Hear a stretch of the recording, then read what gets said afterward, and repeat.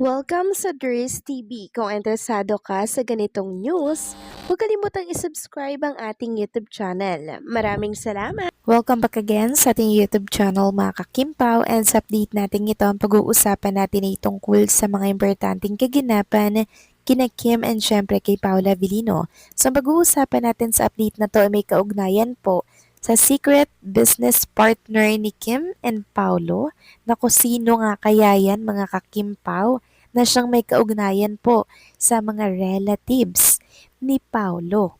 Mamaya pag-uusapan natin ang tungkol dyan at ang bago po kay Chinita Princess tatalakayin din natin. Pero bago natin pag-usapan ang lahat ng yan, maraming salamat po sa inyong patuloy na pag-support at pagsubaybay sa mga daily update natin.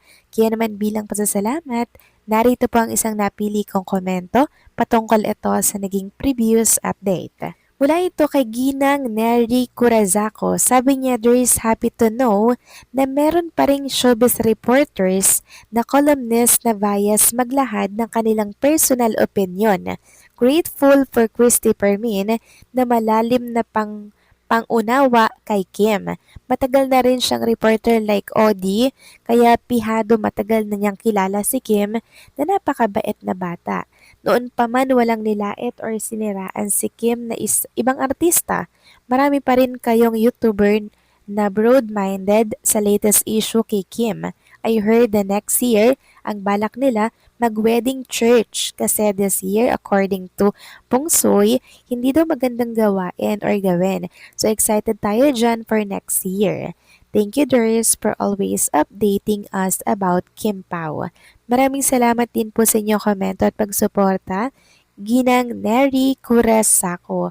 Yes, very bias or equal lamang pong magbigay ng komento at pahayag si Nanay Christy Permin, at nakakatuwa lang na ganyan po siya, mga ka-Kim Pao. 'Di ba? Talagang tinitimbang-timbang niya po ang mga pangyayari and syempre yung ugali po ng isang artista bago po siya magbigay ng opinyon at komento.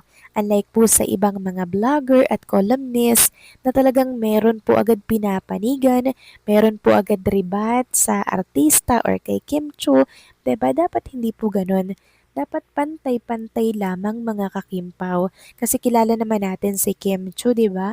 Mabait po talaga yan, may mabuting puso, mabait na bata. Kaya nga po yan ay sumikat at until now, namamayagpag po ang career sa loob po ng 20 years. So maraming salamat po sa inyong komento. Ginang Neri Curazaco, God bless po at mabuhay kayo. So ito na nga, pag-usapan na natin mga kakimpa, mga topic po na nakalap natin sa update na to, at unahin na nga nating pag-usapan ang tungkol nga po dito sa bagong pinagkakaabalahan at pinagkakabisihan po ni Chinita Princess. Kaya pala nito mga nakarang araw, 'di ba? Sobrang tahimik niya po mga kakimpaw, at pag may time lang siya ng konti, talagang sumisimple po siya ng repost dito po sa X, 'di ba? Talagang binabanatan niya po yung mga bashers.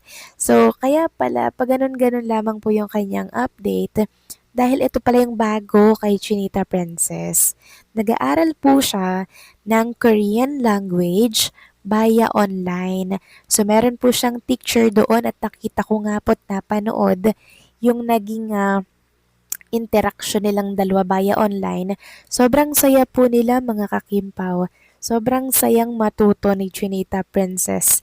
Talagang willing na willing po siyang matuto ng Korean language. Nakakatuwa, no? Nakaka-excite tuloy kung paano niya po ah, isasalita, no, yung Korean language, kung paano niya po ito sasabihin sa camera. O 'di ba mga Kimpaw, nakaka-excite naman itong bago kay Kim Chiu. Samantalang nagpapasalamat naman ang mga Kimpaw fans kay Ma'am Carlina de la Merced sa kanya pong video na in-update kahapon, na talaga namang in-enjoy at kinatuwa ng lahat. Sabi nga po ni Ma'am Carl de la Merced, "Good morning lalo na sa mga nagmamahal sa Kimpaw. Lubos naman po ang pasasalamat ng mga Kimpaw fans sa mga pa-update niya kay Kim and Paulo, kasi nakakamiss na nga po talaga ito nga si Kim and Paulo na makitang magkasama. Sana maglapag naman sila ng picture nila together. para matanggal yung ating stress din sa mga kinakaharap ni Chinita Princess. Samantalang next topic naman, pag-usapan naman natin ang tungkol dito sa secret business partner ni Paulo and ni Chinita Princess. So meron kasing nag-post ng ganito mga kakimpaw. Sabi dito, ka-business partner pala ni Paulo yung pinsan daw niya na babae. Kaya pala very girly, at least magkakamag-anak, magkaka-business partner like Kimi din. So yung mga bata, doon mga kamag-anak nila for sure. Sana soon makita natin pamangkin ni Kim and pamangkin ni Paulo magsama, hashtag Kimpaw.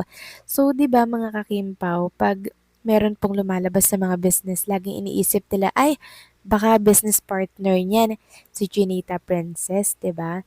Pero ito mga kakimpaw, alam naman natin kung anong meron kay Paulo, kay Kim Chu na rin 'yon. Kung anong meron kay Kim Chu, kay Paulo na rin 'yon. So meaning ka-business partner po pala ni Paulo itong pinsan po niya na babae. Kaya pala yung atake po nung playground na yun mga kakimpaw. Very girly, talagang super mag-enjoy yung mga bagets, yung mga bata po na pupunta doon. Talagang kuhang-kuha po nila yung gusto po ng mga bata. So ginagawa po ito ni Paula Avellino mga kakimpaw, 'di ba? Para po syempre kahit hindi na po siya mag-artista, para kahit umalis na po siya sa pag-aartista, meron at meron po silang kikitain ni Chinita Princess. Kaya tanim lang sila ng tanim ng mga business, mga kakimpaw, na pwedeng pumatok po talaga sa masa and syempre sa tao, 'di ba? Ramdam kasi natin na talagang may plano na po silang alam niyo yun, iwanan ng showbiz, maglaylo muna at mag-focus sa personal na buhay, particular na po mga kakimpaw buhay pag-aasawa, 'di ba? Ilang taon na lamang po kasi mga kakimpaw lalo na't merong napapabalita na by next year daw, mga kakimpaw, ayan, magsisettle na daw Kim and Paolo. Hopefully nga po, totoo po itong mga lumalabas na mga balita sa social media kasi kasikatan pa nga naman ni Kim and ni Paolo Avellino. Kaya sayang, pero syempre, hindi wala tayong magagawa doon kung saan sila masaya, doon din po tayo. At yan din naman po yung kagustuhan ng marami, 'di ba? Kasi ilang taon na nga lang sa 3 taon na natitira na yan or 4 mga kakimpaw sa age ni Chinita Princess, dapat itry na po nila mga kakimpaw. 'Di ba? Kasi mahirap pong maghabol pag nasa line of 40 na ang isang babae. Yan ay payo lang naman mula po sa mga supporters na nagmamahal ng tunay kay Kim and kay Paula Avellino. So kayo ba mga kakimpaw, anong masasabi nyo po sa update na ito? Please comment down below.